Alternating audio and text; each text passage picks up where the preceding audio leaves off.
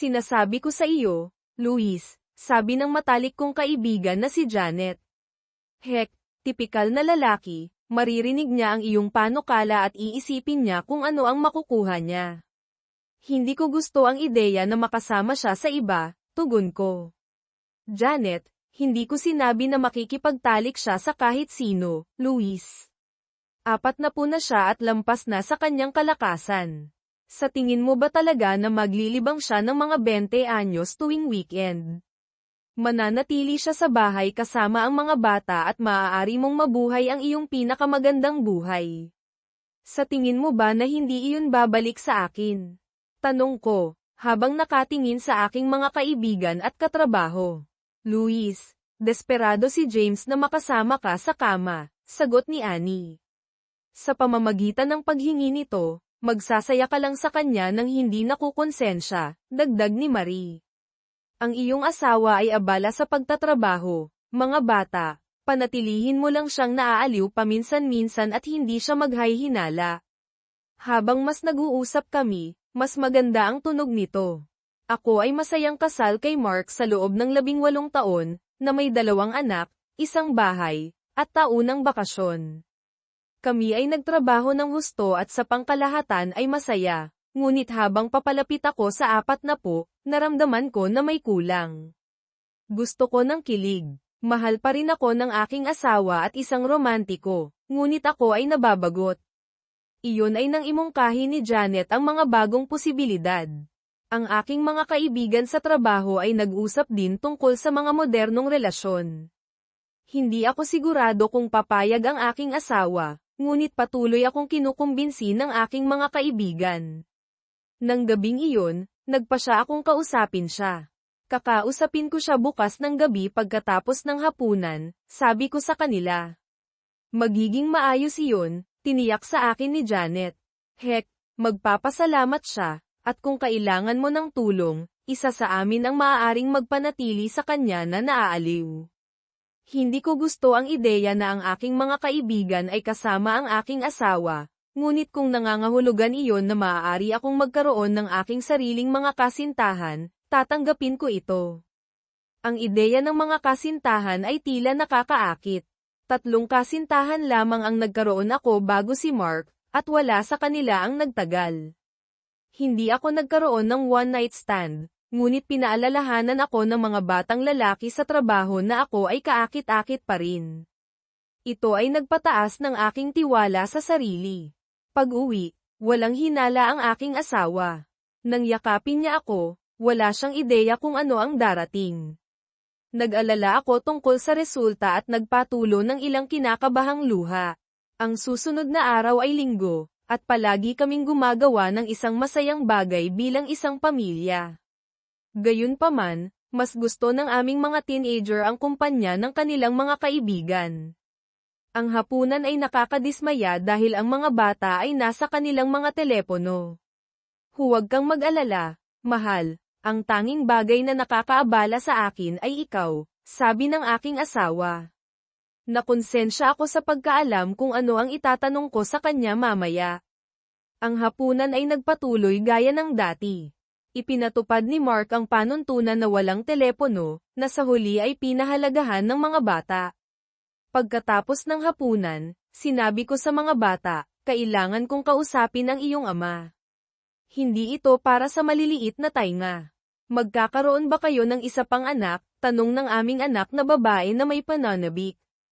Hindi. Walang ganoon, sabi ko, habang nakikita ang pag-usisa sa mukha ng aking asawa. Ito ay mahalaga. Hindi niya alam kung ano ang aasahan, ngunit ibinuhos ang pareho naming isang baso ng alak at umupo sa tapat ko, tahimik ngunit nakikinig.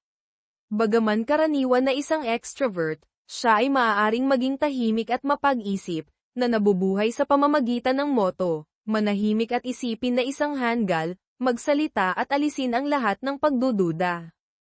Kinalap ko ang aking mga saloobin. Masaya ka ba? Tanong ko. Sa ano? Sagot niya. Sa lahat. Ang ating buhay. Mayroon akong mapagmahal na asawa, 2 magagaling na anak, isang magandang tahanan. Nakatira kami ng komportable at may magagandang karera at mga kaibigan. Maayos ang ginagawa namin. Natutuwa akong isipin mo iyon, ngunit ako ay nababagot. Si Mark ay tahimik sa loob ng 1 minuto, pagkatapos ay sinabi, ikaw ay nababagot. Oo, mahal kita, ngunit kailangan ko ng higit pang kagalakan. Hindi ba ako sapat? Hindi ito tungkol sa iyo, Mark. Ito ay tungkol sa aking mga pangangailangan. Ako ay nakikipag-usap sa mga kaibigan at sinasaliksik ang mga tradisyonal na relasyon ay umuunlad. Huwag mo akong bigyan ng bagong kikay na kalokohan, sabi ni Mark. Sabihin mo lang sa akin kung ano ang gusto mo. Gusto ko ng isang bukas na kasal, Mark. Gusto kong makipag-date sa ibang mga tao. Nagbago ang kanyang mukha, ang galit ay kumikislap sa kanyang mga mata. Hinawakan niya ng mahigpit ang kanyang baso ng alak. Maaari mo bang ulitin iyon? Gusto ko ng isang bukas na kasal upang maaari kaming makipag-date sa ibang mga tao. Isipin mo, maaari kang makasama ang mga batang babae. Tahimik siya, malinaw na nabalisa. Hindi pwede, angal niya. Gumawa kami ng mga panata na itakwil ang lahat ng iba pa. Sineseryoso ko iyon. Ginawa mo ba, Mark? Sineseryoso ko pa rin ang aming mga panata. Ngunit ang mga bagay ay maaaring magbago. Maaari pa rin naming mahalin at parangalan ang isa't isa, ngunit kailangan ko ito. Nasaktan siya ng mga salitang iyon. Kumuyam ang kanyang panga, galit sa kanyang mga mata, ngunit pinigilan niya. Tumayo siya at naglakad papunta sa likod na pintuan. Saan ka pupunta? Tanong ko. Para mag-isip, sagot niya. Sinabi lang sa akin ng aking asawa na gusto niyang makasama ang ibang tao. Hindi ko gustong mapalapit sa kanya ngayon. Bumigay ang kanyang boses habang siya ay umalis, na tinatawag akong isang bayaran. Hindi ko siya nakita sa buong gabi. Kinabukasan, ang kanyang panig ng kama ay hindi nagalaw. Naligo ako at nagpunta sa trabaho, na natagpuan ang aming mga anak sa almusal, ngunit walang senyales kay Mark. Nasaan ang iyong ama? Tanong ko.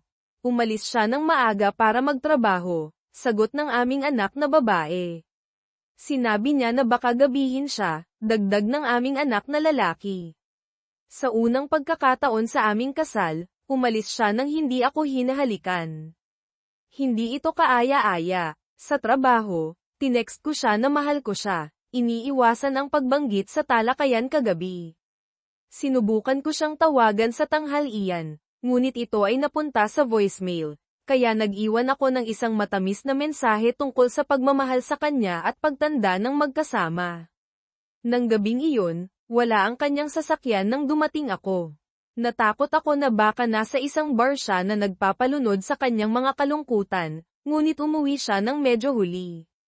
Walang halik, isang maikling pagbati lamang bago mawala sa labas. Ang aming mga anak ay tila hindi napansin. Sa hapunan, nakipag-usap siya sa kanila gaya ng dati ngunit halos hindi ako kinausap. Pagkatapos ng hapunan, hiniling niya sa mga bata na pumunta sa kanilang mga silid, na sinasabi na kailangan niya akong kausapin. Sa pagkakataong ito ay walang alak. Umupo siya sa tapat ko, malinaw na nabalisa. Alam kong hindi mo ito palalampasin, Luis, sabi niya. Pinupuno ng iyong mga kaibigan ang iyong ulo ng kalokohan. Sinasaliksik ko ang mga bukas na relasyon ngayon. Alam ko kung sasabihin kong hindi, darating ka sa puntong magloloko ka sa akin. Sa alinmang paraan, matatalo ako. Itinaas niya ang kanyang mga kamay bilang pagsuko. Okay, panalo ka, ngunit kailangan namin ng mga patakaran. Walang mga lalaki sa aming bahay, hindi ko gagawin iyon, tiniyak ko sa kanya. Ang aming kama ay mananatiling sagrado. Dapat gumamit ng proteksyon ang mga kasintahan hanggang sa masuri para sa mga STD. Hindi ko gustong makipag-date o makita ang iyong mga kasintahan. Kung nakasama ka ng isang tao, magkakaroon kami ng mas kaunting kasiyahan ng magkasama mula ngayon. Hindi ako responsable para sa iyong mga pangangailangan sa romantiko, emosyonal, o pisikal. Naiintindihan mo ba? Naabala sa mga iniisip tungkol sa potensyal na pag-ibig, hindi ko lubos na naunawaan ang ibig niyang sabihin. Naipaisip ko na makikipag-date ako sa loob ng 1 taon o 2, pagkatapos ay babalik sa aming normal na buhay. Tumayo siya, nawala ang kanyang galit, ngunit napalitan ng paghamak. Nakakita ako ng sakit sa kanyang mga mata at alam ko na kasalanan ko ito, ngunit naalala ko ang payo ng aking kaibigan na maging makasarili minsan. Sa huli ay malalampasan niya ito. Hindi siya natulog sa gabing iyon. Mag-isa, nag-download ako ng mga dating app, lumikha ng isang profile, at naghintay ng mga mensahe. Pagkatapos ay tinawagan ko si Janet. "So, kamusta?" tanong niya, na nasa sabik. Pumayag siya, ngunit hindi siya masaya. Nasugatan ang kanyang ego, ngunit haharapin niya ito. Ang mga batang lalaki ngayon ay mahusay, o baka swerte lang ako. Alam ko na sabik si James sa trabaho na makasama ako. Sa natitirang bahagi ng linggo, malamig ang mga bagay sa bahay. Malamang na napansin ng mga bata na halos hindi ako kinakausap ng aking asawa, ngunit hindi nila ito binanggit. Bumalik siya sa aming kama ngunit walang ipinakitang pagmamahal, nagsasabi lamang ng "magandang gabi" nang walang pagyakap o paghalik sa akin. Noong Biyernes ng umaga, sinabi ko sa kanya na lalabas ako kasama ang mga babae sa gabing iyon. Humagulgol siya ng mahina, binigyan ako ng tingin na nagsisimula kong makilala, pagkatapos ay kinuha ang kanyang bag at umalis nang walang isa pang salita. Nag-impake ako ng isang bag sa kaso ng isang malaking away. Hinalikan ko ang mga bata at sinabi sa kanila na baka gabihin ako sa pag-uwi. Sa trabaho, tuwang-tuwa ang aking mga katrabaho tungkol sa aking mga plano. Ipinakita ko sa kanila ang aking pamalit na damit at tumaas ang pananabik. Nagpadala ako ng isang larawan kay Janet, na tiniyak sa akin na may mangyayari sa gabing iyon. Ginugol ko ang hapon sa pagsasabi sa 3 batang lalaki na mayroon na akong pahintulot na maglaro palayo sa bahay. "Seryoso ka?" tanong ni James nang anyayahan ko siya para uminom. "Pumayag ba ang iyong asawa? Huwag mo siyang banggitin. Alamin mo lang na ako ay nasa pinakamalapit na bar kasama ang aking mga kaibigan. Kung dumating ka, baka kailangan mo akong samahan." "Anong bar?" tanong niya nang may kumpiyansa. Sinabi ko sa kanya, at ngumiti siya, na sinasabing makikita niya ako doon. Pagkatapos ng tanghalian, bumulong ang isang katrabaho, "Talaga bang lilibangin mo si James sa lalong madaling panahon?" "Bakit hindi? Pumayag ang aking asawa, kaya hindi ako nagsasayang ng oras." "Nasa Tinder ka?" Tumawa ako. Napakarami kong interes sa isang araw. Gusto ng mga batang lalaki ang mas matatandang babae. Hindi kaya ng aking asawa na makipagkumpitensya sa iyon. At paano niya ito pinangangasiwaan? Hindi namin pinag-uusapan iyon. Nanatili siya sa bahay kasama ang mga bata. Mukhang patas ba iyon? Ngumiti siya. Sino ang nagsasabi na ito ay patas? Pumayag sila dito. Kung hindi sila makahanap ng ibang mga babae, iyon ang problema nila. Hindi ako sigurado kung maghahanap pa ang aking asawa ng ibang babae. Siya ay monogamous, kaya ang kanyang kasunduan ay kakaiba. Sinubukan kong tumuon sa trabaho ngunit patuloy na nagte-text kay Janet. Sa 5 p.m., nagpalit ako ng damit, naglagay ng mas maraming makeup, at nakilala si Janet at ang mga babae. Sa lalong madaling panahon ay napapaligiran kami ng mga batang lalaki, at lumitaw si James, na nasa sabik na makita ako. Nakahanap kami ng isang booth at nag-usap. Nang imungkahi ko na pumunta kami sa aking nakabok na silid sa hotel, halos hinailan niya ako palabas sa mga paghihiyawan para sa aking mga kaibigan. Nagmadali kaming magyakapan sa silid ng hotel. Pagkatapos, naligo ako, nagbihis, at nag-check out, na hindi pinapansin ang mapanghusgang tingin ng receptionist. Sa bahay, natagpuan ko ang silid tulugan na walang laman at si Mark sa pag-aaral. Hinahawakan siya ng malumanay, nagising siya at sinalubong ang aking tingin na may malamig, walang emosyong mga mata. "Bumalik ka sa pagtulog, Luis," sabi niya, habang gumulong at hindi pinapansin ako. "Matutulog ka na ba?" "Nasa kama ako. Sinabi ko sa iyo ang mga patakaran, Luis." Sa tingin mo ba ay ibabahagi ko sa iyo ang isang kama pagkatapos ng gabing ito? Sige, kung ganoon. Umirap siya. Pagbalik sa silid tulugan, nagpalit ako at natulog, na nalulungkot sa kanyang presensya sa tabi ko. Kung gusto niyang magmaktol at matulog ng mag-isa, iyon ang problema niya. Kung magpapatuloy ito, hindi ako uuwi. Sa unang ilang buwan, nilimitahan ko ang aking mga date night sa Biyernes at Sabado. Sinusubukang panatilihin ang aming relasyon, ngunit bihirang magbahagi ng kama sa akin ngayon, at napapansin na ng mga bata. Nang tanungin ko si Mark tungkol dito, binigyan niya ako ng isang nakakagulat na tingin at nag-alok na ipaliwanag sa kanila kung ano ang hiniling ko sa kanya na gawin. Pumayag ka dito, tutol ko. Sa ilalim ng pamimilit, angal niya. Magsasaya ka sa alinmang paraan, ngunit hindi kita bibigyan ng diborsyo. Hindi mo aalisin ang mga bata. Hindi ko kailanman sila aalisin, Luis. Sinisira ng iyong pag-uugali sila. Alam nila kung ano ang nangyayari. Hindi kita hahawakan ngayon. Hindi ko alam kung anong mga STD ang dala mo. Inalis ng kanyang mga salita ang aking hininga. Alam kong nabalisa siya, ngunit ang kanyang galit at pagkamuhi ay matindi. Naisip kong sampalan siya ngunit alam kong mas malakas siyang susuntok. Lumamig ang mga bagay sa pagitan namin. Kami ay isang kasal sa pangalan lamang. Wala kaming pagtatalik mula nang humiling ako ng isang bukas na kasal. Nalulungkot ba ako sa kanya? Oo, nalulungkot ako na umibig sa aking asawa at ang paraan ng paghawak niya sa akin, ngunit hindi ako handa na talikuran ang aking bagong pamumuhay. Halos tuwing weekend mayroon akong isang bagong date mula sa Tinder. Iminungkahi ni Janet at ng mga babae na magkita ng regular pagkatapos ng trabaho, kaya tumaas ang aking mga pamamasyal sa mga gabi ng linggo at katapusan ng linggo. Minsan hindi ako nakakauwi, nananatili sa bahay ni Janet o ng isang kaibigan kapag masyadong lasing upang ligtas na makabalik. Nagsimula akong mag-imbak ng mga damit sa trabaho o kay Janet upang makatipid ng oras. Pagkatapos ng 6 na buwan, may mga linggo na halos hindi ako umuuwi. Nabubuhay ako sa aking pinakamagandang buhay ngunit hindi ko napagtanto ang pinsala na ginagawa ko sa aking kasal at pamilya. Magsasabi ako ng totoo, mula sa simula, sa gabi na humiling ang aking asawa ng isang bukas na kasal, namatay ang pagmamahal ko sa kanya. Maaaring magtaka ang ilan kung paano ako maaaring mahulog sa pag-ibig pagkatapos ng 20 taon, ngunit ang pagkakanulo at kawalan ng paggalang ay maaaring gawin iyon. Sa ilang salita, niyurakan niya ang aming mga panata. Para bang isang dahilan upang manloko ng walang konsensya. Habang lumalamig ako sa labas, alam kong kailangan kong harapin ito ng mahinahon.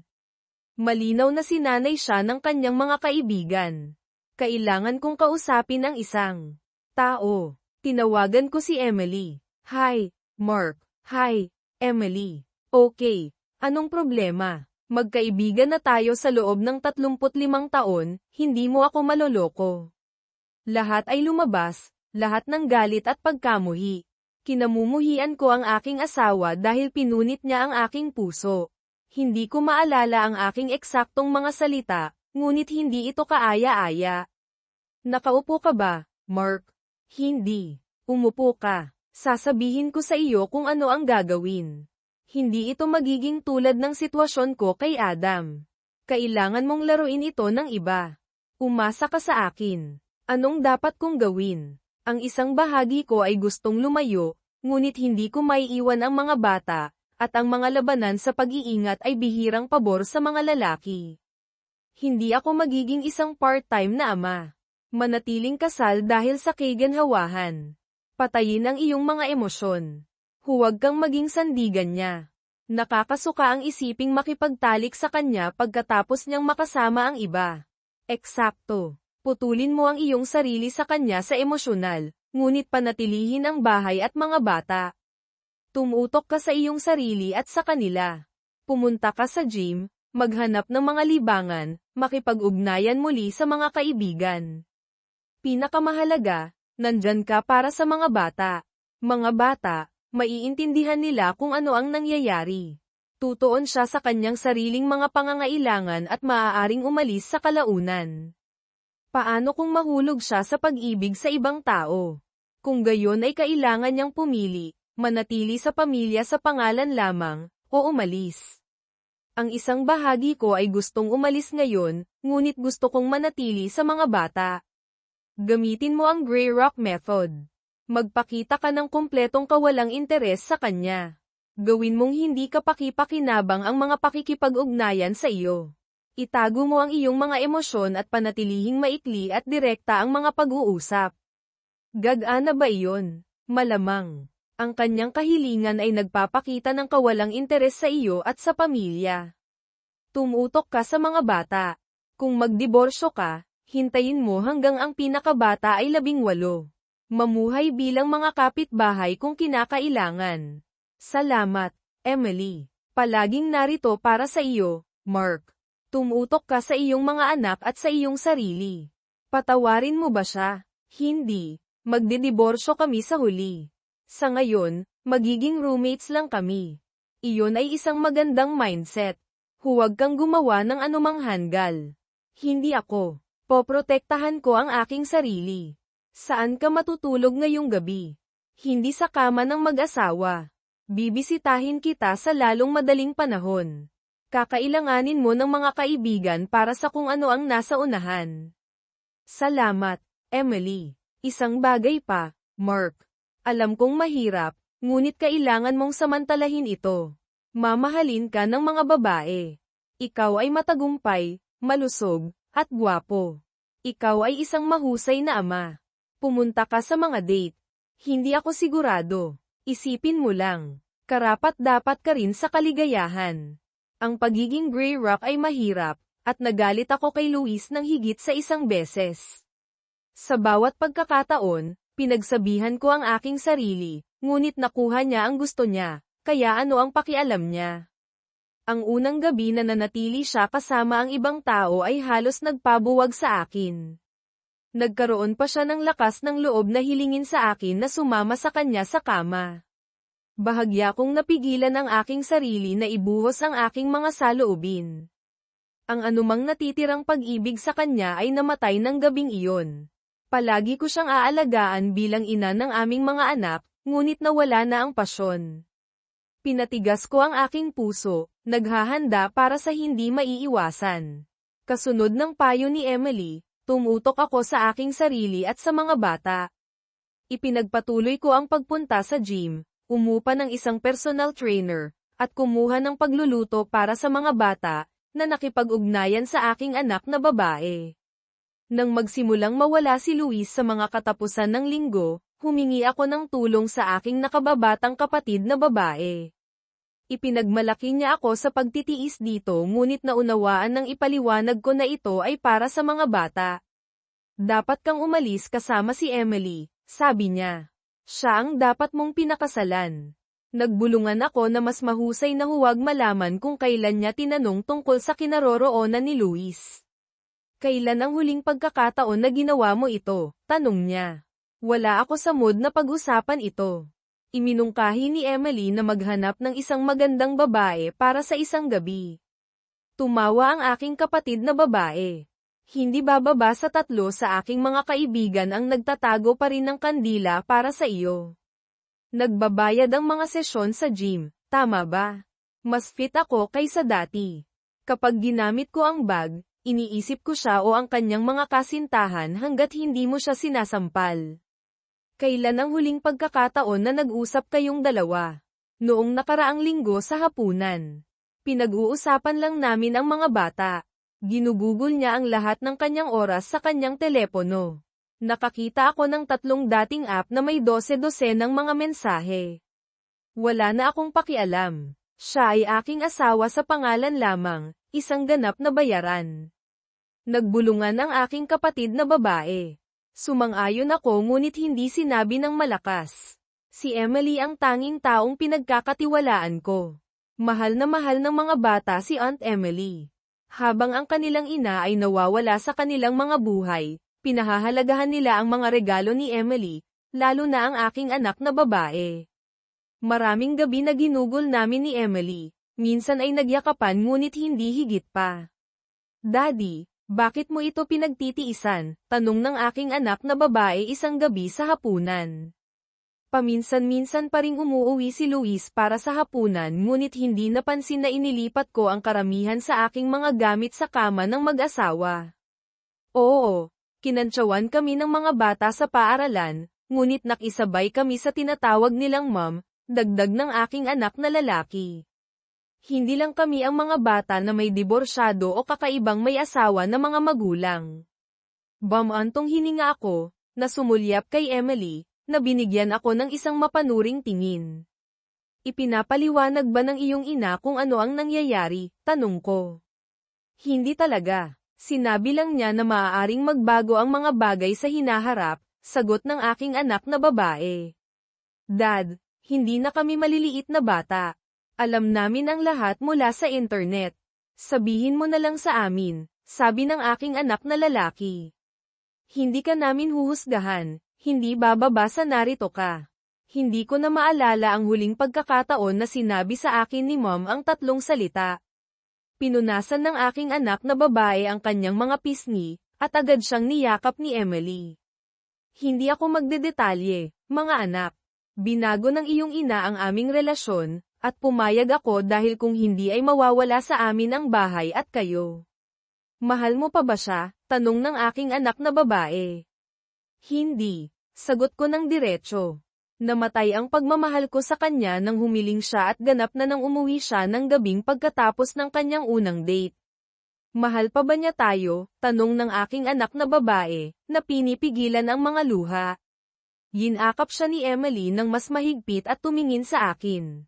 Siyempre, mahal ka niya, sagot ko, ngunit parang nagsisinungaling ako.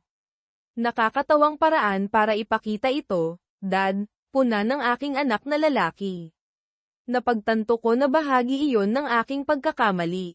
Tingnan mo, mga anak, ang lahat ng magagawa ko ay patuloy na maging ama na palagi kong naging. Palagi akong nariyan para sa iyo. Maaari kayong umasa sa akin.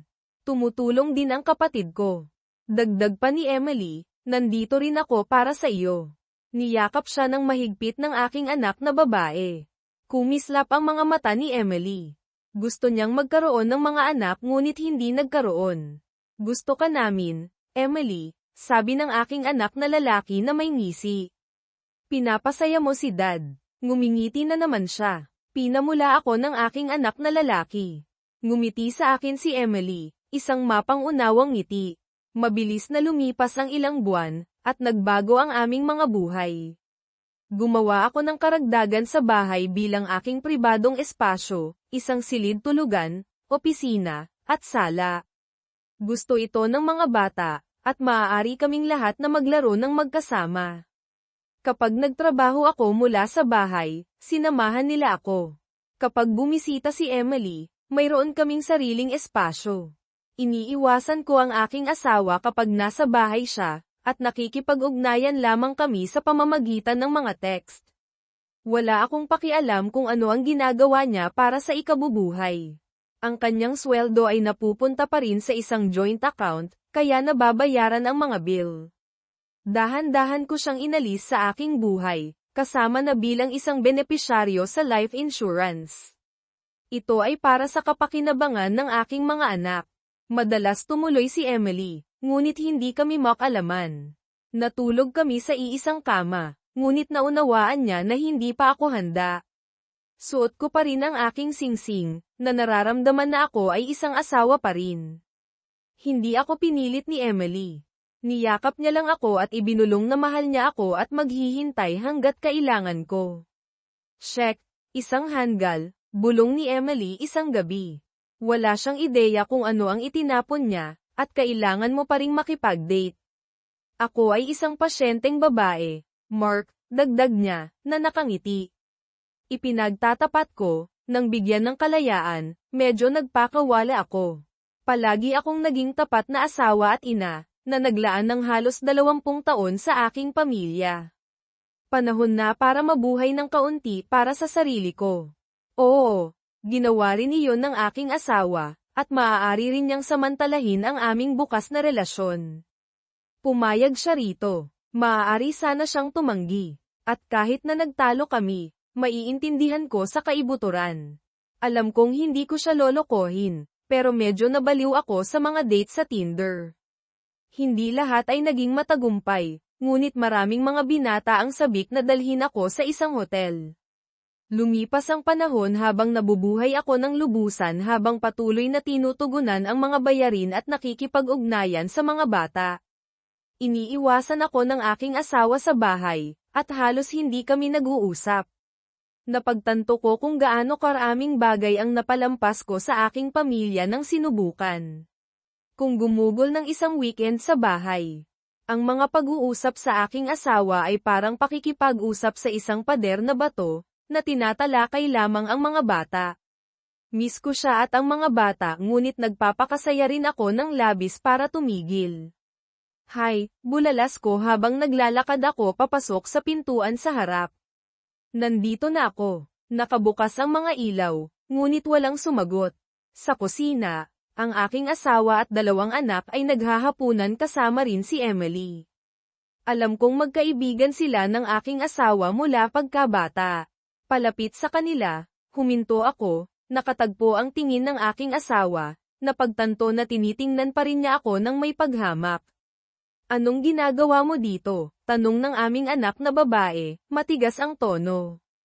Narito ako upang makasama ang aking pamilya. Umirap siya, nakatagpo ang aking mga mata at nakangisi. Ngumiti ang aming anak na lalaki at bumaling kay Emily. Mayroon bang lugar para sa akin? Tanong ko sa aking asawa. Wala, sagot niya, walang emosyon. Napansin ko ang mga pagbabago sa bahay. Ang sala ay parang isang museo. Ang kusina ay pininturahan, at nawawala ang mga larawan namin. Sa silid tulugan, malinaw na hindi ito nagamit ng aking asawa sa loob ng ilang panahon. Pagbukas ng dobleng pintuan, nakita ko ang isang malaking living space na may sleeping area, isang entertainment center. Ano ito? Tanong ko. Ang aking bahagi ng bahay, sagot ni Mark nang walang kibo. At bakit mo ito itinayo? Bakit hindi mo sinabi sa akin? Nanatili siyang tahimik, ngunit sinabi ng kanyang mga mata ang lahat. Ngumisi ang aking mga anak, at hinawakan ni Emily ang kanyang kamay sa ilalim ng mesa. Bakit ka narito, Mom? Tanong ng aming anak na babae. Hindi ba't dapat kang makipag-date sa isa sa iyong mga boyfriend? Bumaling ako sa aking asawa. Alam ba nila? Sinabi mo ba sa mga bata ang tungkol sa ating kasunduan? Nagtatanong sila kung saan ka nagpunta. Sinabi ko sa kanila, hindi ako magsisinungaling sa aming mga anak para sa iyo. Iyon ang iyong desisyon. Halos hindi ka umuuwi sa loob ng maraming buwan, dagdag ng aming anak na lalaki. Nagulat ako na narito ka pa. Bakit ka narito? Muling tanong ng aming anak na babae. Masaya kaming naghahapunan hanggang sa ginawa mo itong awkward. Tumingin ako sa aking asawa.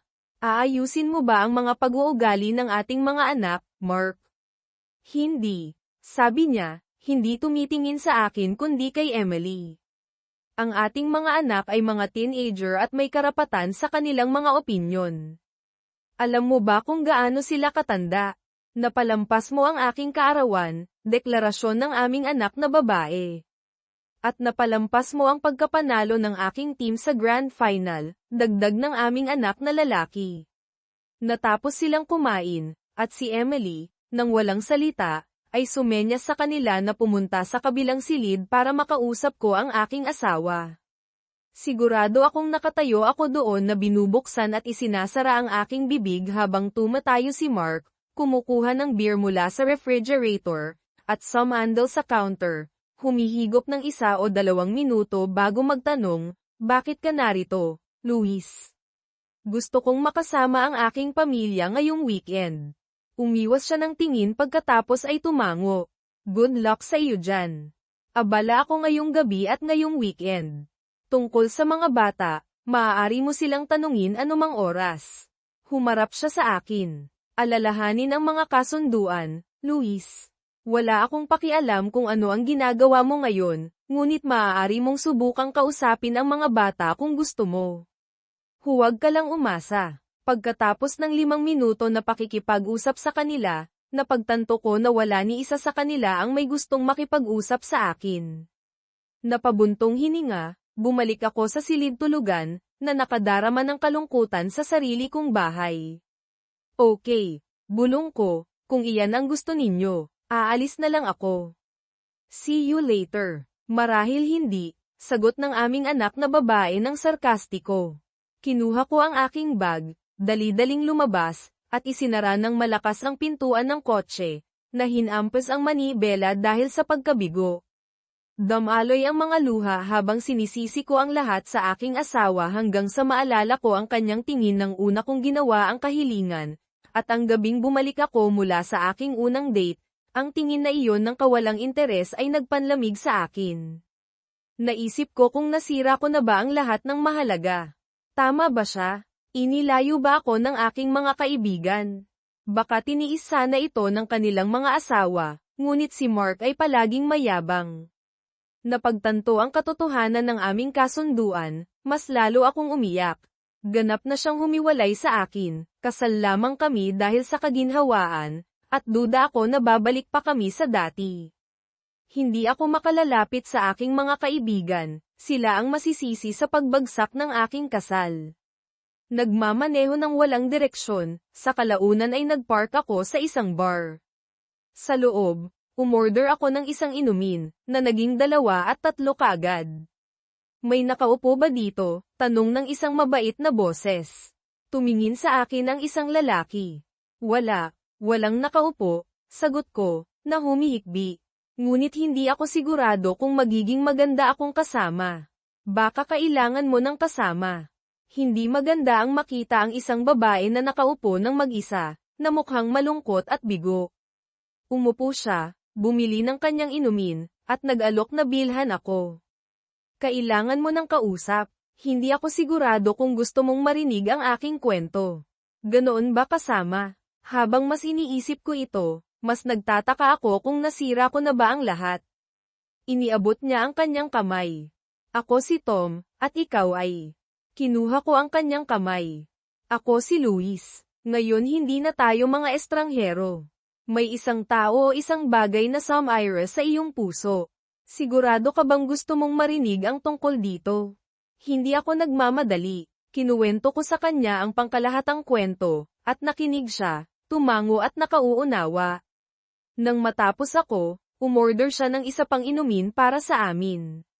Gusto mo bang panatilihin ang iyong relasyon, Luis? Sa totoo lang, hindi ko alam kung maibabalik pa ng aking asawa ang aming relasyon. Galit lang siya sa akin. Paano mo maayos ang anumang bagay kung hindi ka makikipag-usap sa iyo? Gusto ko lang na mahalin muli ako ng aking asawa, bulong ko. Hindi ako mahal ng ibang mga lalaki, isa lamang itong paglilibang. Pagkatapos ng maraming inumin, hindi na ako makapagmaneho. Iminungkahi ni Tom na kumuha ako ng isang hotel, o maaari akong umuwi sa kanya. Nakatira akong mag-isa at may mga ekstrang silid tulugan, sabi niya. Wala akong inaasahan, Luis. Pumayag ako. Tumawag si Tom ng taxi, at kinuha ko ang aking bag na may dalang damit para sa magdamag mula sa kotse. Nakatira siya sa kabilang panig ng bayan. Sa sandaling nasa loob, ipinakita niya sa akin ang bahay, kabilang ang silid tulugan na gagamitin ko. Nag-inuman kami sa sofa, na nakaupo sa tabi ng isa't isa. Isa kang magandang babae, Luis, sabi niya ng mahina, na inilalagay ang kanyang kamay sa aking hita. Naisip mo na bang maghanap ng 1 o 2 mangingibig na nagpaparamdam sa iyo na espesyal ka? Ayokong umibig sa ibang tao, sagot ko. Maaari kang magmahal ng higit sa isang tao, sabi niya. Ngumiti ako, na nakita siyang napakagwapo at naiiba sa aking asawa. Hindi ako narito para sabihin sa iyo kung paano mo mabuhay ang iyong buhay, Luis. Halos wala kang alam tungkol sa akin. Kinabukasan, nagsuot ako ng ekstrang damit at nakilala siya sa kusina. Pagkatapos batiin ako ng halik sa pisngi, kumain kami ng agahan at nagkakilala. Nakakagulat, nasa isang bukas na relasyon din siya. Palagi akong tapat sa sinumang babaeng nakikilala ko. Hindi ko suot ang aking singsing sa kasal kapag wala ang aking asawa dahil nakakainis ito, ngunit palagi kong sinasabi ang totoo bago kami matulog. Nagkikita lamang kami ng aking asawa minsan sa isang buwan. Mayroon ka bang mga anak?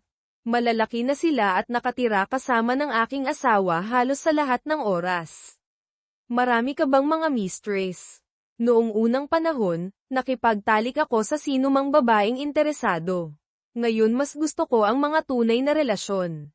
Humihigop ng kanyang kape, itinanong niya, ano ang mga plano mo para sa weekend, Luis? Wala akong anumang. Gusto mo bang makasama ako? Hinawakan niya ang aking kamay. Nakita ko ang isang maganda at isang babae kagabi at gusto ko siyang aliwin. Umasa rin ako na magkakaroon siya ng interes sa akin. Ngumiti ako. Gusto kong makasama ka sa weekend, Tom. Mayaman si Tom, ang kanyang bahay ay maluho, ang kanyang kotse ay isang bagay na hindi namin kayang bilhin ng aking asawa. Pagkatapos ng isang araw na magkasama, dinala niya ako sa isang namungunang restaurant. Sumayaw kami hanggang gabi, at hinalikan ko siya muna, na nagpangiti sa kanya.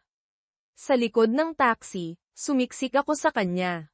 Sa bahay, pagkatapos ng hating gabi, humigop kami ng mga inumin at tahimik na nag-usap bago napunta sa kanyang silid tulugan. Noong linggo sa almusal, binigyan ako ni Tom ng payo. Ipinaliwanag niya na gumagana ang kanyang bukas na kasal dahil magkahiwalay sila ng tirahan ng kanyang asawa at sumang-ayon dito. Ginulat ko ang aking asawa at pinilit siyang pumayag. Ipinilit ni Tom na ayusin ko ang aking relasyon sa aking mga anak. Pinayuhan niya akong alamin kung paano ito gagana.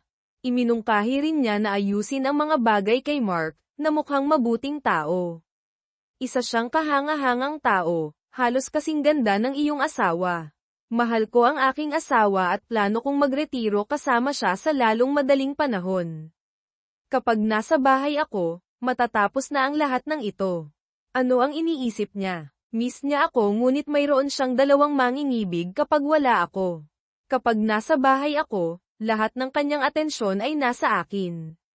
Mukhang gumagana ang mga bagay para sa iyo. Hindi walang problema. Ngunit iniiwasan namin ang selos at sama ng loob. Pagkatapos gumugol ng hapon na magkasama, inihatid niya ako pabalik sa bar kung saan nakaparada ang aking kotse. Habang nakayakap siya sa akin, napagtanto ko na baka mali ang aking paraan ng paglapit sa mga bagay. Masaya ang mga one-night stand ngunit nag-iwan ng isang emosyonal na kawalan. Si Tom, isang disenteng lalaki, ay nagbigay sa akin ng matatag na payo kung paano gagana ang mga bagay sa sarili kong kasal. Panatilihin ang pakikipag-ugnayan sa iyong asawa. Ang pinakamahalaga ay ang iyong mga anak, muling itayo ang relasyong iyon.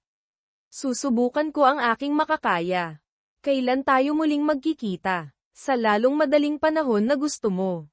Wala akong nakikitang iba, ngunit pangako na hindi ka magseselos kung may makilala akong iba. Baka magkaroon ako ng isa pang semi-permanenteng boyfriend. Tumawa siya, at napagtanto ko kung gaano ko kagustuhan ang tunog na iyon. Ngayon tama ka na mag-isip, Luis.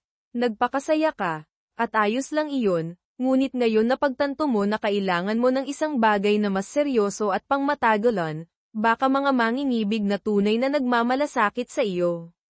Niyakap ko siya ng mahigpit. Tatawag ako sa iyo sa lalong madaling panahon, sabi ko. Inaasahan ko iyon, Luis. Pinanood ko siyang magmaneho paalis, pagkatapos ay sumakay sa aking kotse. Huminga ng malalim, nagmaneho ako pauwi na iniisip kung ano ang sasabihin sa aking pamilya. Huminto ako sa lugar ng aking kaibigan para kunin ang aking mga gamit. Mukhang handa nang makipagtalo si Janet. Ngunit sinabi ko sa kanya na tapos na ako sa walang kabuluhang kasiyahan at kailangan ko ng isang tunay na relasyon. Binati niya ako ng swerte habang umaalis ako. Pagdating ko sa bahay, gabi na. Tinipon ko ang aking mga damit at nagtungo sa kusina. Nakarinig ako ng ingay mula sa silid ni asawa ko. Kinailangan kong pigilan ang paghikbi, napagtanto na hiniwalay na niya ang aming mga buhay nang hindi pa pinalang diborsyo. Ang aming anak na lalaki, si Matthew, ay naglalaro ng isang video game sa isang bagong TV, at ang aming anak na babae, si Zara, ay nag-aaral sa malapit. Sa labas, nakita ko ang aking asawa sa bagong terrace na yakap ang isang babae na hindi si Emily. Napansin ako ni Matthew at sumenyas kay Zara, na naglabas ng kanyang mga headphone. Lumuhad ako sa pagitan nila, hinawakan ang kanilang mga kamay, at damaloy ang mga luha sa aking mga pisngi. Huwag sana kayong magduda na mahal ko kayo, sabi ko. Paumanhin na napalampas ko ang mga bagay. Pangako na magiging mas mahusay ako. Kumuyam ang labi ni Matthew, at niyakap ko siya ng mahigpit. Bakit ka wala sa lahat ng oras, Mom? Tanong niya, na sinira ang aking puso. Paumanhin, baby, miss ko kayo. Susubukan kong maging mas mahusay. Talaga bang kasama mo ang ibang mga lalaki? Huwag na nating pag-usapan iyan, Matthew. Para sa iyong ama at akin na harapin iyan. Hinalikan ko ang kanyang mga pisngi at ginulo ang kanyang buhok. Susubukan kong dumalo sa lahat ng iyong mga laro sa susunod na season. Pagbilang kay Zara, nakita ko na hindi siya kumbinsido. Sinira mo ang puso ni Daddy, Mom, deklarasyon niya. Kay gandang asawa, masyado kang bata para maintindihan. Hindi ako masyadong bata, sigaw niya. 16 na ako, halos 17, alam ko kung ano ang nangyayari. Ang nangyayari sa aking kasal ay nananatili sa pagitan ng iyong ama at akin, ngunit ang iyong pag-uugali ay nakakaapekto sa amin. Napaluha siya at tumakbo paalis. Hindi ko narinig si Mark hanggang sa maramdaman ko ang kanyang presensya. Mananatili ka ba para sa hapunan, Luis? Tanong niya ng malamig. Susubukan kong dam ito ng mas madalas, Mark. Asawa mo ba ito? Tanong ng isang batang babae. Nakamamangha siya at hindi mas matanda sa 25. Ako si Cindy. Paano ang walang bisita, Mark? Tanong ko. Narito siya para samahan ako, hindi na ikaw ang may karapatang sabihin sa akin kung ano ang gagawin. Mayroon kaming isang malayang relasyon, tandaan. Ginagamit ko lang ang aking mga karapatan. Nakaramdam ako ng inis at selos habang pinapanood ko sina Mark at Zara na naghahanda ng hapunan. Humigop si Cindy ng alak, na nakangiti kay Mark. Palaging malapit ang aking anak na babae sa kanyang ama, ngunit mukhang mas malapit pa sila ngayon. Magiliw akong pinaupo ni Mark sa mesa, ngunit binalewala ako. Ipinagpatuloy niya ang kanyang pag-uusap kasama sina Cindy at Zara.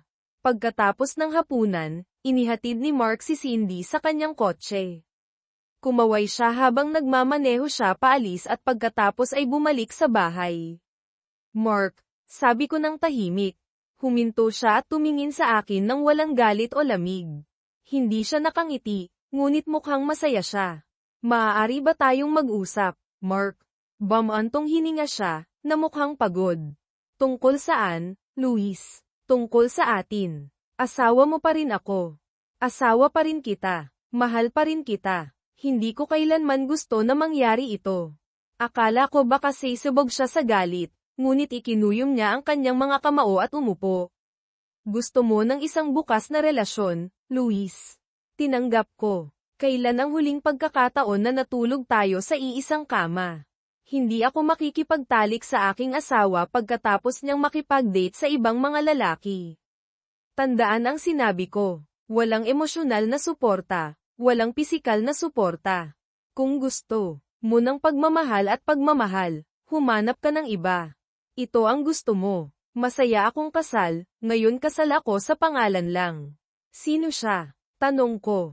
Nagdala ka ng ibang babae sa ating tahanan.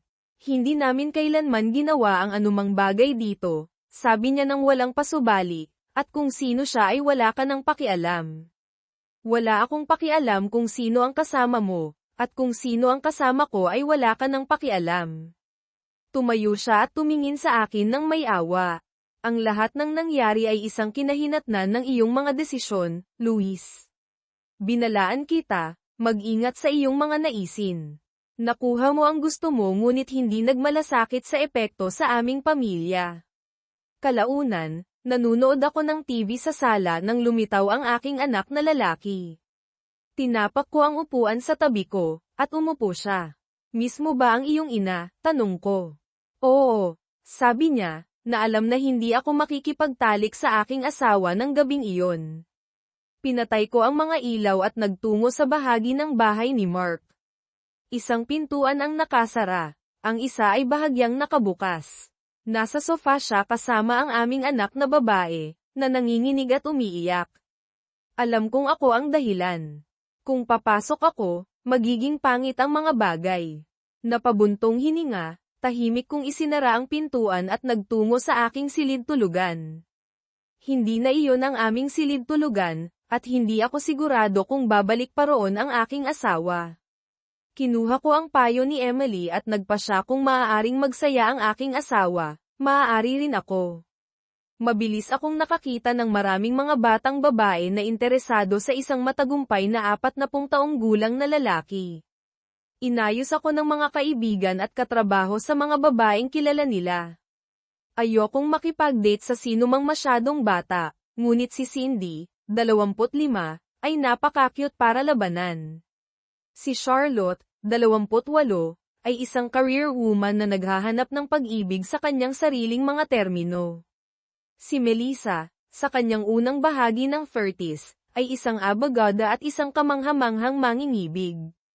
At pagkatapos ay naroon si Jessica, 21, ang anak na babae ng isang katrabaho na napakatapat tungkol sa kanyang interes sa akin.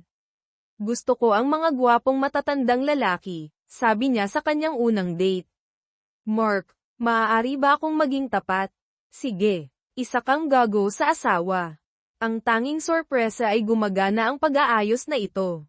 Nagseselos ako minsan, ngunit alam ko na hindi ito magpakailanman. Gusto ko na may isang taong magparamdam sa akin na espesyal ako, at alam nating lahat ang tungkol kay Emily. Narinig kong pinalawig niya ang kanyang deadline. Oo, mayroon akong 1 taon ngayon para magsaya. Sa tingin mo ba ay natatakot siyang mangako sa iyo? Siguro. Palagi kaming nagmamahalan, ngunit platonic ito. Kung gayon kailangan mong ipakita sa kanya kung ano ang nararamdaman mo. Paano ka naging napakabata at matalino? Inikumalong si Emily sa akin, ipinulupot ang kanyang braso sa aking baywang. Nagsimula siyang humadyakap. Hindi naging mapagpanggap ang anak mo ngayon, Mark, bulong niya. Oo, kanina pa niya pinag-uusapan ang tungkol sa ating pagpapakasal. Mas lalo pang damaykit si Emily. At ano ang iniisip mo tungkol sa ideyang iyon? Kailangan muna nating magdiborsyo. Mahal mo ba ako, Mark? Ang tanging mga taong mas mahal ko ay ang aking mga anak at si Luis. Hindi ko na siya mahal, Emily. Kaya bukod sa mga anak mo, ikaw ang pinakamahal ko. Oo, mas mahal ko si Luis noon. Nag-date kami, nagpakasal, nagkaroon ng mga anak, at nagtayo ng buhay na magkasama, pero ngayon ikaw ang madalas kong iniisip.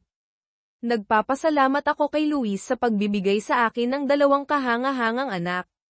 Nang gabing iyon, nakitulog si Emily sa akin. Walang nangyari na pisikal, hindi pa kami handa. Tuwang-tuwa ang anak kong babae na kasama namin si Emily sa almusal. Ang anak kong lalaki ay walang pakialam at sinabi sa akin ang tungkol sa paghingi ng tawad ng kanyang ina at nangako na mas magiging presente. Mas madalas na siyang nagpapakita. Binanggit din niya ang nakatayong imbitasyon ng kanyang ina sa hapunan, na hindi tinatanggap ng kanyang kapatid. Nang ihatid si Emily sa kanyang sasakyan, sinabi niya, gusto kong makitulog ulit. Okay lang dahil wala namang nangyayaring pagtatalik. Iyon ang isa sa mga patakaran, di ba? Oo, at pinaninindigan ko rin iyon. Umuwi si Luis noong Miyerkules umaasa sa isang family dinner, pero may date ako kay Cindy. Nagmakaawa siya sa akin na manatili habang naglalakad ako papunta sa pinto. Binigyan ko siya ng neutral na tingin. Please stay, Mark. Hindi ko kasalanan ito, Luis, pero hindi pwede. May mga plano ako. Alam ng ating mga anak na wala ako dito ngayong gabi. Magkikita tayo bukas. Hindi ka ba pwedeng manatili, please? Para sa akin. Tinitigan ko siya ng masama, pagkatapos ay lumabas ako ng pinto. Naghihintay sa akin si Cindy sa pub. Hindi kailangang malaman ni Luis iyon, wala siyang pakialam doon. Galit siya sa akin, bulong ko, kamakalong kay Tom. Natulog ako sa bahay ng mag-isa pero nag-enjoy sa mga sandaling ito kasama si Tom. Kadalasan ay 3 beses sa isang linggo. Hindi pa ako nakakahanap ng pangalawang steady lover at hindi na ako basta-basta nakikipagrelasyon. Sa tingin ko tapos na, Tom. Alam mo ba kung anong ginagawa niya? Humadyak ako. Gustong-gusto ng anak kong babae na sabihin sa akin ang tungkol sa lahat ng babaeng dinedate niya. Umaasa siyang didiborsyuhin niya ako at papakasalan si Emily, ang kanyang best friend. At itong iba pang mga babae, bumibisita sila sa bahay. Nagluluto si Mark para sa kanila. Dati siyang nagluluto para sa akin. At ang anak mong babae, hindi siya masaya sa iyo. Nagagalak siya sa pagbagsak ng ating kasal. Sinisisi niya ako sa lahat. Daddy's little girl. Tumigil ako sandali upang kontrolin ang aking emosyon. Sinira ko ang puso niya, Tom. Isinara niya ako, pero alam ng aming anak na babae kung ano ang iniisip niya. Anong gagawin mo? Sa tingin ko tama ang anak ko. Hindi ko alam kung paano ililigtas ang ating kasal dahil ayaw akong kausapin ni Mark. Pinag-uusapan lang namin ang mga bata o ang pananalapi. Tinext ko siya tungkol sa kung gaano ko siya kamiss, pero hindi siya sumasagot. Hindi ako tumatawag dahil alam kong hindi niya sasagutin. Napagan ni Tom ang loob ko sa pamamagitan ng pakikipagtalik sa akin. Kung hindi ko maibalik ang aking asawa, si Tom ay isang taong nag-e-enjoy akong makasama. Isa pang lalaki, si Daniel, ay interesado pero hindi sigurado tungkol sa pakikipag-date sa isang may asawang babae sa kabila ng aking mga pagtiyak na bumabagsak ang aking kasal. Gustong-gusto kong gumugol ng oras kasama si Tom. Dinadala niya ako sa mga date, nagkakasama kami sa mga weekend at nagkakaroon ng malalim na pag-uusap. Sinubukan naming huwag pag-usapan ang tungkol sa aming iba pang mga kapareha, pero minsan nababanggit sila. Pagkalipas ng ilang buwan, nakahiga kami sa kama. May tanong ako, sabi ni Tom. Anything. Tom, ano ang mararamdaman mo kung sasama ka sa akin sa mga trip? Marami akong biyahe para sa negosyo, sa States, sa Europe. Hindi ako gaanong malulungkot kung may magandang babae sa tabi ko. Ano naman ang tungkol sa asawa mo? Masyado siyang abala para sumama sa akin. Gusto kong sumama ka, Lou. Talaga, gustong-gusto kong gumugol ng oras kasama ka at gusto kong samahan mo ako habang wala ako. Gaano katagal ako mawawala? Mga ilang linggo hanggang isang buwan, depende sa aking mga deal. Kailangan kong sabihin sa mga bata, syempre. Alam kong 17 na ang anak mong babae at 15 ang anak mong lalaki. Kumusta ang kanyang kaarawan? Awkward. Alam ng parehong pamilya ang sitwasyon. Akala ko ayaw niya akong nandoon, pero sa tingin ko ipinilit ni Mark ang aking presensya. Siguro may natitira pang pagmamahal. Alam niya na sira ang relasyon ko sa aming anak na babae, pero mahal pa rin ako ng aming anak na lalaki. Nakikibalita ako sa kanya halos araw-araw at sinusubukang tawagan siya gabi-gabi. Kailan mo kailangang malaman? Sa lalong madaling panahon. Aalis ako papuntang States sa Huwebes. Noong Lunes, umuwi ako na walang mga bisita. Naghahanda ng hapunan si Mark kasama si Zara, at tumingin silang pareho sa akin nang pumasok ako. Nandito ka ba para sa hapunan? Tanong ni Mark. Oo, may problema ba? Bahay mo pa rin ito, Luis. Halos maiyak ako. Iyon ang pinakamagandang bagay na sinabi niya mula nang hilingin ko ito. Napansin ako ni Matthew, lumapit, at niyakap ako. Patuloy siyang tumatangkad at malapit na siyang tumangkad katulad ng kanyang ama. Sa unang pagkakataon sa loob ng ilang buwan, umupo kaming 4 para sa hapunan. Hindi kami gaanong nag-usap, pero hindi ko mapigil ang ngumiti sa aking asawa. Umaasa pa rin ako na mailigtas ang aming kasal. Pagkatapos ng hapunan, nagsilbi si Mark ng dessert, ice cream na may chocolate sauce. Nakapagpahinga ang lahat. Pero alam kong sisirain ng aking mga salita ang mood. Mark, Alam kong ayaw mong marinig ang tungkol sa aking negosyo, pero hiniling sa akin ni Tom na sumama sa isang business trip. Wala ako dito sa loob ng ilang linggo hanggang isang buwan. Kung makakaapekto ito sa ating mga anak, makikinig ako, Luis. Gusto akong samahan ni Tom sa mga trip. Ayaw sumama ang kanyang asawa, kaya hiniling niya sa akin. Nangangahulugan ito na hindi ako madalas nandito. Okay lang, Mom, sabi ni Matthew. Saan ka pupunta? Sa Estados Unidos at Europe. Walang sinabi si Zara, walang ekspresyon ang kanyang mukha. Tiningnan ko si Mark, na nakatingin sa akin na may hindi mabasa na ekspresyon hanggang sa magtanong siya ng tanong na hindi ko inaasahan, mahal mo ba siya? Mahal kita, Mark, sagot ko ng mahina. Asawa mo pa rin ako, at asawa pa rin kita. Hindi iyon ang tanong ko, Luis. Ang tanong ko, mahal mo ba siya? Ay, hindi ko alam. Nag-e-enjoy ako sa kanyang kumpanya. Nag-iwas ako ng tingin, pagkatapos ay bumalik sa kanya. At mahal mo ba ang lahat ng kasama mo? Ngumisi siya at nagsimulang magligpit ng mesa. Tumayo si Zara para tulungan siya, at alam kong tapos na ang usapan. Nagpahinga ako sa sala, nakakaramdam ng kaunting ginhawa nang sumama sa akin si Matthew ng gabing iyon. Nasa kama na ako nang bumukas ang pinto. Isang mainit na katawan ang yamakap sa akin. Tumagal ng ilang segundo bago ko napagtanto na iyon ang aking anak na lalaki. Sorry, Mom, bulong niya, tumatalikod. Niyakap ko siya ng mahigpit at napaiyak ako. Hinaplos niya ang aking likod at ibinulong na mahal niya ako, na nakapagpagaan sa akin. Thank you, baby, bulong ko. Ginugol ko ang susunod na 2 gabi sa bahay bago umalis kasama si Tom sa aming unang trip na magkasama.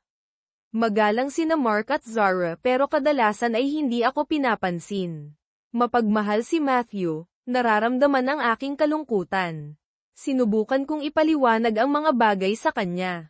Sabi ni Dad palagi na dapat tayong makipag-ugnayan sa iyo, sabi niya sa akin, na nagpangiti sa akin.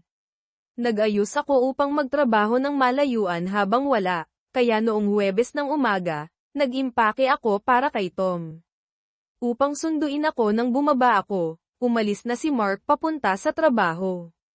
Nag-aalmusal ang mga bata, halos walang sinabi si Zara sa akin, na inaasahan ko, dahil aalis na siya. Tinanong ko kung pwede ko siyang yakapin. Lamambat siya ng kaunti at niyakap ako sandali. Mahal na mahal kita, Zara, bulong ko. Ikaw ang panganay ko. Bamulong siya na sana magkaroon ako ng magandang oras at umalis. Niyakap ako ni Matthew at hiniling sa akin na kumuha ng mga litrato kung ako ay namamasyal. Sinundo ako ni Tom pagkalipas ng ilang minuto. Sa sumunod na ilang buwan, marami akong nagbiyahe kasama si Tom sa Hilaga at Timog Amerika, Asya, at Europa. Binayaran niya ang lahat, at ipinakilala ako bilang kanyang kapareha. Nagkagusto ako sa kanya. Siya ay romantiko at mapagbigay. Isang araw, tinitingnan ko ang social media at nakita ang mga napalampas ko. Hindi ako binablock ni Mark at ginamit ito upang i-update ang pamilya at mga kaibigan. Nang makita ang mga litrato niya at ng mga bata sa New Zealand, nasaktan ako.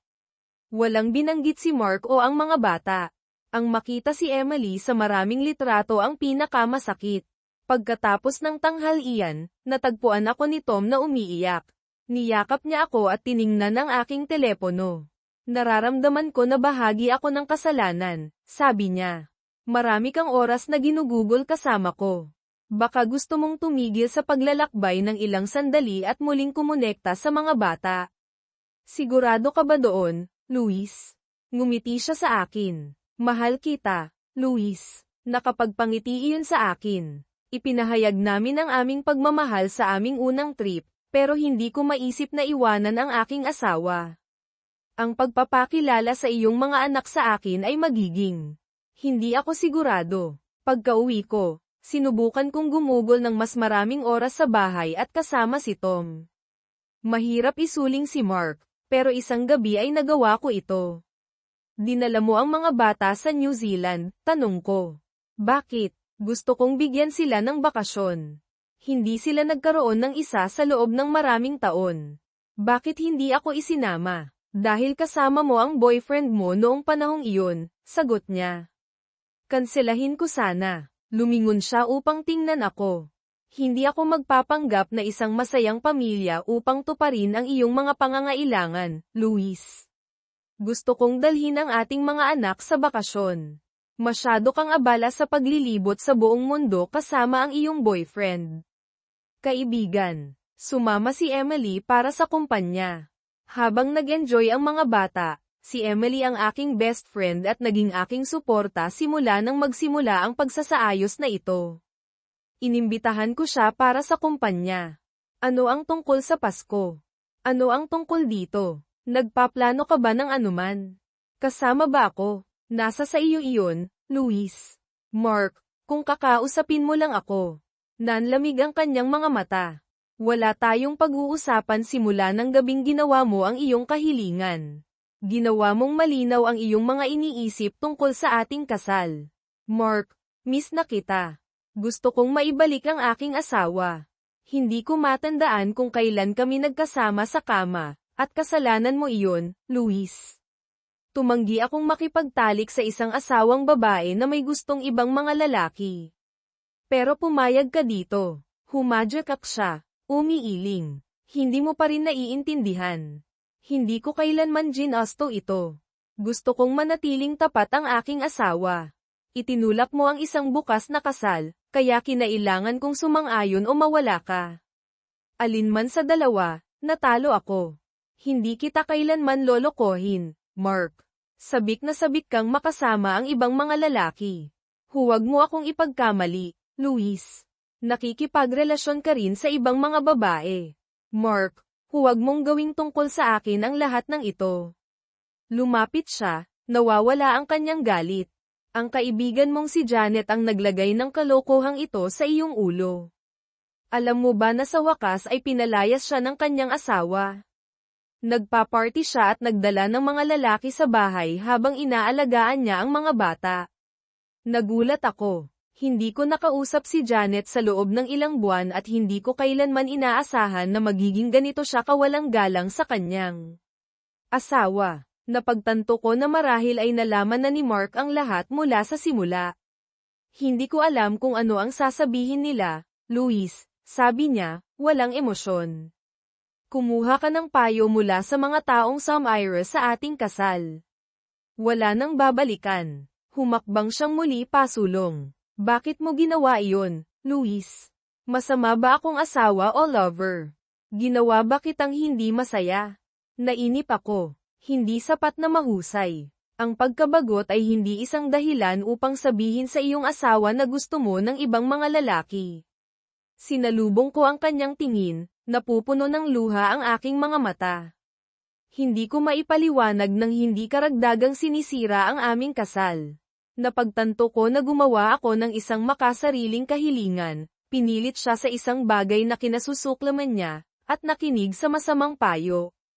Pinalamanan ng aking mga kaibigan ang aking ulo ng mga kwento ng mga bentahe at pagkakataon sa isang bukas na kasal. At ano ang sinabi nila tungkol sa asawang lalaki na kailangang harapin iyon? Ibinaba ko ang aking ulo. Sabi ni Janet, hindi ito kailanman naging patas. Hindi ko kailanman ginasto ang sinuman, Luis, sabi niya ng malungkot. Hanggang sa gabing iyon, isa akong masayang may asawang lalaki. Ipinakita ng iyong kahilingan ang kumpletong kawalang galang sa akin at sa aming kasal. Bumantong hininga ako. Hindi kami nag-usap ng ganito simula ng gabing sumang-ayon siya sa pagsasaayos. Alam kong ito na ang wakas ng aming kasal.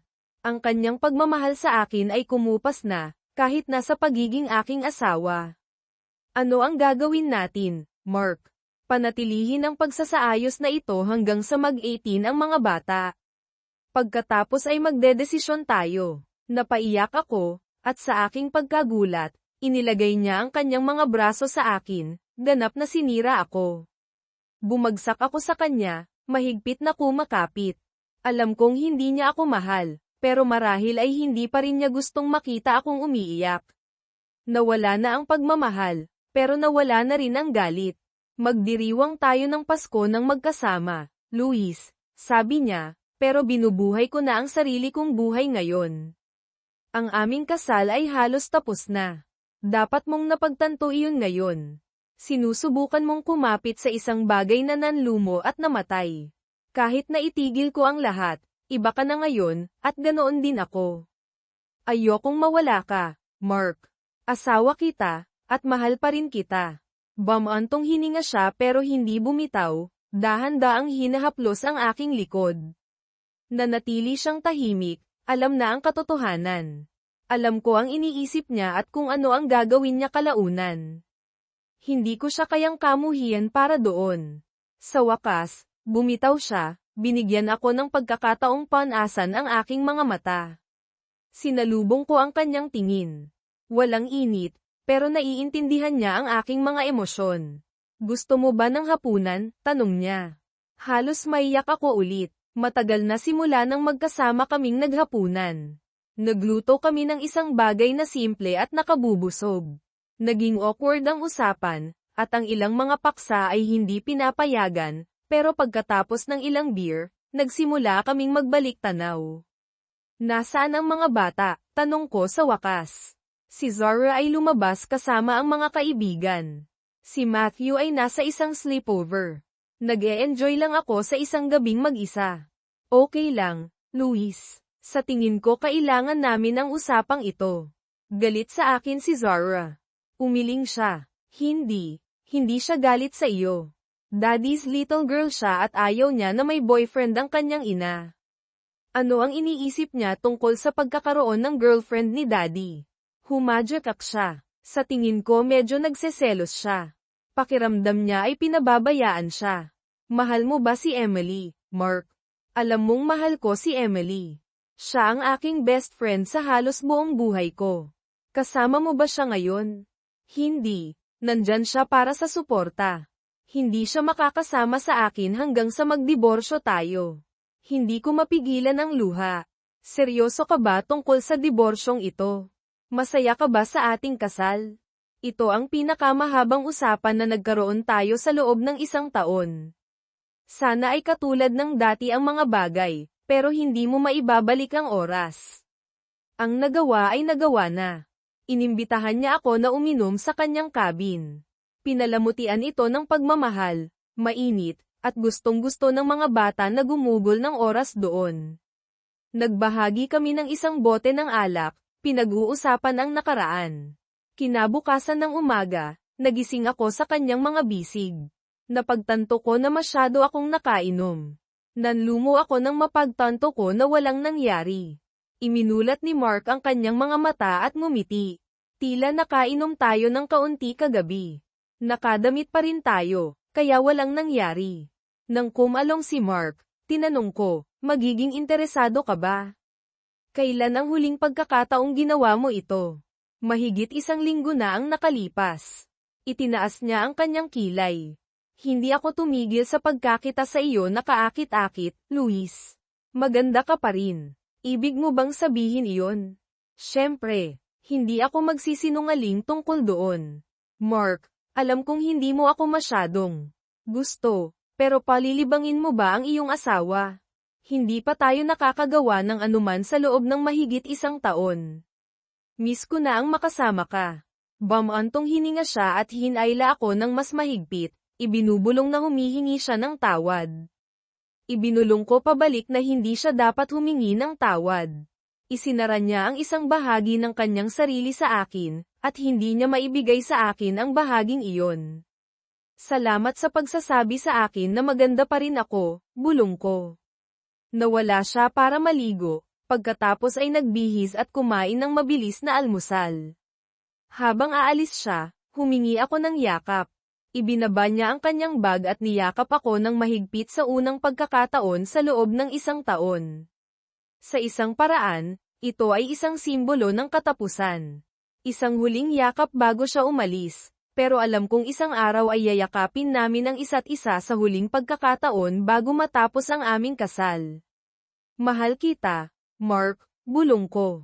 Hindi ako tumigil sa pagmamahal sa iyo. Hindi siya sumagot. Sinundan ko siya papunta sa driveway, Pinapanood siyang sumakay sa kanyang SUV.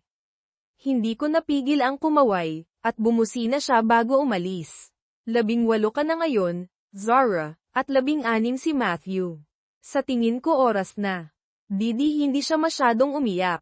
Niyakap ko siya at hinagod ang likod niya. Alam kong nabasag ko lang ang puso niya. Umasa siyang mailigtas namin ang aming kasal, ngunit alam niyang ilang beses ko nang nabanggit ang diborsyo. Kinagabihan, matapos lumipat sa aking bahagi ng bahay, tinawagan ko si Emily at sinabi sa kanya na ibinigay ko na ang mga papeles kay Luis. Sinubukan ni Emily na itago ang kanyang excitement habang nagtatanong kung kailan ako lilipat sa kanya. Alam kong lilipat na ako dahil pagmamayari ni Emily ang kanyang bahay at inaasam-asam na niyang sumama ako sa kanya. Hindi ako nabahala sa pag-iwan ng bahay kay Luis dahil alam kong papayag siyang ibenta ito kapag sapat na ang edad ni Matthew. Ang desisyon ay nagpaga ng bigat sa aking mga balikat, at ang tensyon ay hamupa. Nabahala si Luis ngunit pinanatili ang kanyang cool. Narinig ni Zara si Luis na sinasabi kay Tom na kailangan niya ng kaunting oras at ipinaalam sa kanya ang sitwasyon. Nawala si Luis ng araw na lumipat ako, dinala si Matthew sa kanyang mga magulang. Alam nila ang lahat, kasama na ang aming diborsyo. Pinirmahan niya ang mga papeles, at ang natitira na lang ay ang pinal na hatol ng korte. Dumating si Emily habang nag-iimpake ako. Sinalubong ko siya ng isang halik, at matapos i-load ang aking kotse ng mga kahon at maleta, kumuha siya ng ilang mas maliit na kahon, iginiit na ang kanyang bahay ang magiging aming tahanan. Pag-alis sa bahay sa huling pagkakataon, nakaramdam ako ng bigat sa puso. Mahigit 20 taon na kaming kasal, at bagaman hindi namin ipinagdiwang ang anibersaryong iyon, ang bahay ay naglalaman ng maraming magagandang alaala. Bago umalis, sumulat ako kay Luis ng isang maikling liham upang mapasaya siya. Hindi na ako nakaramdam ng galit o kapaitan. Oras na para sa aming dalawa na mamuhay ng aming mga buhay. Nang makarating kami sa aking bagong tahanan, ibinaba namin ang aming mga gamit at inilagay ang karamihan sa aking mga damit sa aming silid tulugan. Nagkaroon ako ng ilang mga pagsusuri, Mark, bulong niya. Kaya ko pa ring magkaroon ng mga anak. Ngumiti ako. Tiyak na mapag-uusapan natin iyan. Mahal kita, Mark. Sa nakalipas na ilang buwan, nahulog ako sa pag-ibig sa iyo.